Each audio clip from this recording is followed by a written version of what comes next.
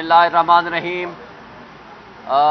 आज जो supreme court में केस था, महज हमने इस बुनियाद पर वापस ले लिया कि पेशावर हाई कोर्ट में ये केस अभी ज़ेर समाअत है और हम उम्मीद रखते हैं कि चंद मिनट्स के बाद या कुछ थोड़ी देर के बाद उसका फ़ैसला मुतवक्के है। देखें, बल्ला हमारा निशान है, हमारा ये हक है कि वो हमें मिले। ये सिर्फ पार्टी का हक नहीं है, ये अवाम का हक है। पाकिस्तान में या हमारे सराउंडिंग कंट्रीज़ में अगर आप देखेंगे 70% से ज़ायद आबादी अनपढ़ है। अब एक अनपढ़ आदमी को पहचान कैसे होगी कि मैंने किसको वोट देना है, मैंने अपना हक के हुक्मरानी किसके हाथ में देना है, क्योंकि जमहूर का फैसला ही जमहूरियत कहलाता है। अगर आप जमहूर को डिप्राइव कर दें कि वो अपने बुनियादी हक से महरूम हो जाएं, तो ये जमहूरियत नहीं कहलाएगी, ये जमहूरियत के नाम पे ढोंग तमाशा कहलाएगा। Justice Ejaz Anwar Peshawar high court के जज साहब ने बड़ा अच्छा सवाल किया जिसका कोई जवाब नहीं था। वो शिकायत कुनिंदा जो हमारे खिलाफ गए हुए हैं, वो ये था कि आपको जब पीटीआई में अपने आप को आप क्लेम करते हैं तो आपको तो चाहिए था कि आप ये कह दें कि इंट्रा पार्टी इलेक्शन कराएं, लेकिन बल्ले का निशान वापस ना लें। आप तो इस बात पे आए हैं कि बल्ले का निशान वापस ले लिया जाए, तो लिहाजा आप पार्टी के अंदर हैं या पार्टी के मफाद के खिलाफ काम कर रहे हैं। तो मैं समझता हूं कि ये बहुत पर्टिनेंट और इम्पॉर्टेंट क्वेश्चन था। इससे ये साबित होता है कि कुछ लोग प्रॉक्सी हरकतें करके किसी और का एजेंडा ले करके बल्ले के निशान से कौम को, अवाम को और पीटीआई को महरूम करने की साजिश का हिस्सा बन के हमारे खिलाफ इलेक्शन कमीशन में गए। लेकिन बदकिस्मती से इलेक्शन कमीशन इस वक्त सहूलतकारी कर रहा है उस माफिया को वाकओवर देने के लिए, उस शहनशाह करप्शन नवाज शरीफ और उसके लवाहिकीन को ये बेनिफिट देने के लिए कि किसी तरीके से कॉम्पिटिटिव प्रोसेस से सबसे बड़ी पॉलिटिकल पार्टी पीटीआई को वहां से आउट कर दिया जाए। परसों ही मेरे हलके से, जो कि NA 47 से मैं इलेक्शन लड़ रहा हूं, हमारे एक दोस्त सोशल मीडिया के, उसने सर्वे किया जो कल आपने देखा होगा, जिसमें 90% हमारे साथ अवाम और कौम खड़ी है, पीटीआई और हम मेरे साथ खड़ी है, जबकि उसके मद्दे मुकाबिल 10% से भी कम पीडीएम की तमाम जमातों को वो वोट मिले। वो पूरे एरिया और हलके का ये एक सर्वे था।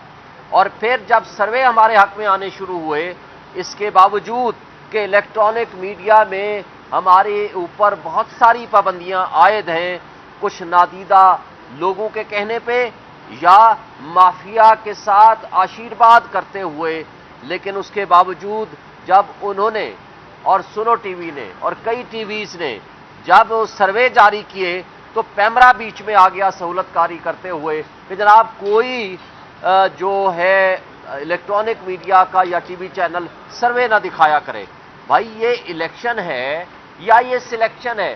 पूरी दुनिया में सर्वे दिखाए जाते हैं, पूरी दुनिया में ये मौका दिया जाता है कि तमाम पार्टीज का सर्वे किया जाए और सहाफत की आज़ादी है, इसमें राइट टू इंफॉर्मेशन है। आर्टिकल 19 इसमें है, आर्टिकल 19A है कि हर किसी को मौका मिले और पता चले कि कौन कितने पानी में है। तो मैं समझता हूं कि आज जो साजिशें पीटीआई और पीटीआई के लीडर्स और पीटीआई के वर्कर्स के खिलाफ हो रही हैं, ये बहुत काबिल मुज़म्मत हैं। सिर्फ यही नहीं, बल्कि इसके साथ आपने पिछले 15 दिन का मुलाहजा किया, नॉमिनेशन फॉर्म्स छीनने, स्कैंडर प्रपोजर को उठाने, अगवा करने, तशद्दुद करने, कैंडिडेट्स के ऊपर तशद्दुद करने, उनको उठाने, अगवा करने, उनको गिरफ्तारियां, ये सारे उस प्रोसेस का हिस्सा रही। और जिस थोक के हिसाब से रिटर्निंग ऑफिसर्स ने हमारे नॉमिनेशन फॉर्म्स रिजेक्ट करे, बाशमूल मेरे, मैं समझता हूं कि ये निहायत काबिल मुज़म्मत हरकत है। ये आइन की खिलाफ वर्जी है, ये कानून की खिलाफ वर्जी है, ये आइन और जमहूरियत का तमाशा करने के बराबर है। देखें, आज हम आगे चलते हैं, जो माजी में हुआ छोड़ दें फॉर द टाइम बीइंग। لیکن کیا ہم فری اینڈ فیئر الیکشن کے بغیر اس ملک کی جمہوریت کو مضبوط کر سکتے ہیں؟ جواب ایک ہی ہے، نہیں۔ کیا فیئر ٹرانسپیرنٹ الیکشنز کے بغیر ملک کی معیشت کو درست کر سکتے ہیں؟ جواب ہے نہیں۔ کیا فری اینڈ فیئر الیکشن کے بغیر سیاسی عدم استحکام کو ختم کر سکتے ہیں؟ اس کا جواب ہے نہیں۔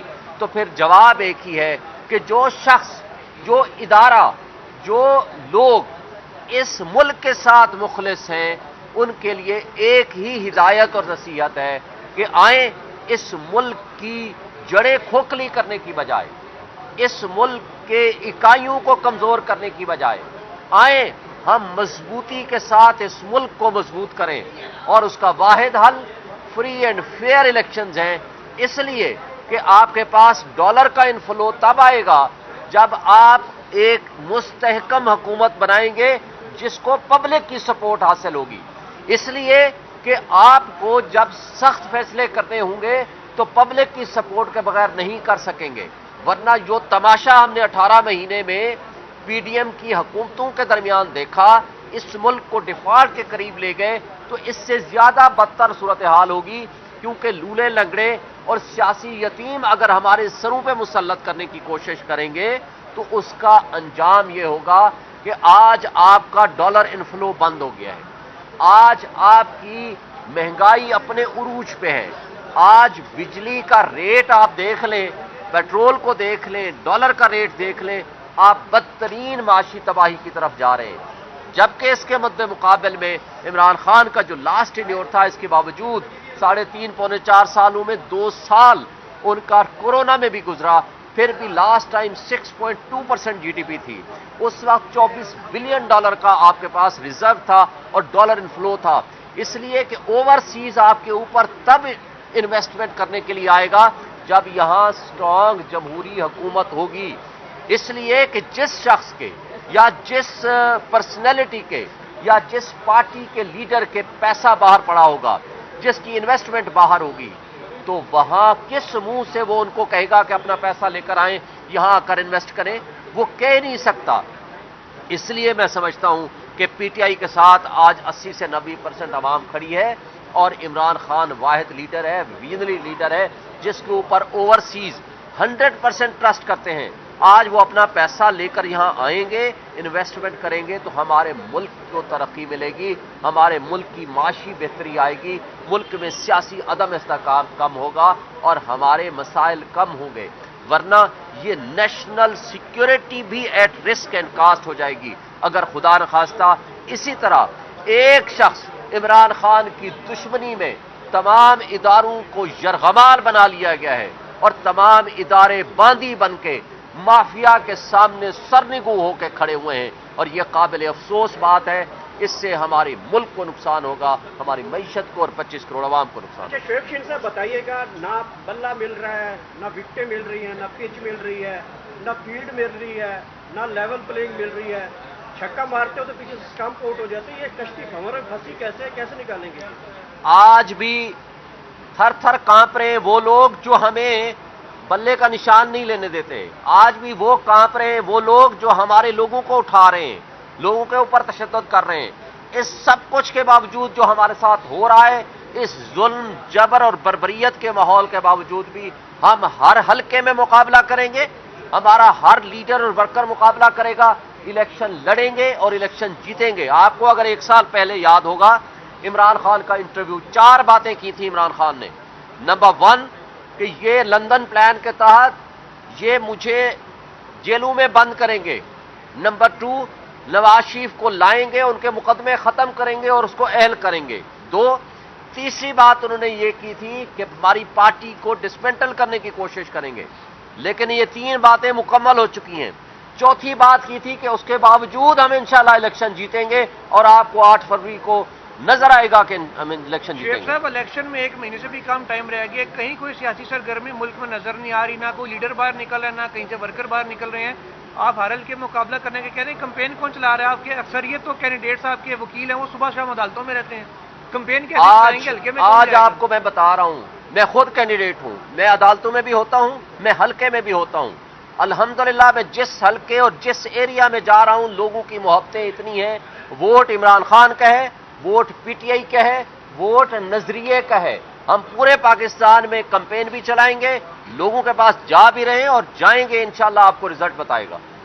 سرویز کے اوپر تو پابندی ہے، لیکن رات کو جو غریدہ فروخی صاحب کی ایک ویڈیو لیک ہو رہی ہے اور وہ مسلم لیگ نون کے حلقے کا سروے کر رہی ہیں اور وہ لوگوں کے ساتھ انگیج ہو رہی ہے کہ بات کیسے کرنی ہے، ان کے سرویز کے اوپر کوئی پابندی نہیں ہے اور باقی جو دیگر ٹی وی چینل ہیں ان کے اوپر پابندی ہے کیا؟ ہائی کورٹ نے آرڈر کر دیا ہے کہ اب آپ سروے کر سکتے ہیں اور سروے چلا بھی سکتے ہیں، لیکن دوسری بات کچھ صحافی حضرات پی ایم ایل این کو سپورٹ کرنے کے لیے پہلے جا کر بتاتے ہیں کہ یہ ہم سوال کریں گے اور یہ آپ نے جواب دینا ہے، وہ بھی ویڈیو آ چکی ہیں. یہ قابل افسوس ہے، یہ صحافت نہیں ہے. اس کے علاوہ جو کچھ ہو سکتا ہے میں وہ الفاظ استعمال نہیں کرتا. Thank you. بلے کے حوالے سے پشاور ہائی کورٹ میں ابھی تک ڈیسیژن نہیں آیا، جبکہ یہاں پر بھی آپ نے پٹیشن اپنی واپس لے لی ہے. آپ کو پورا اعتماد ہے کہ آپ کو پشاور ہائی کورٹ سے اچھا فیصلہ؟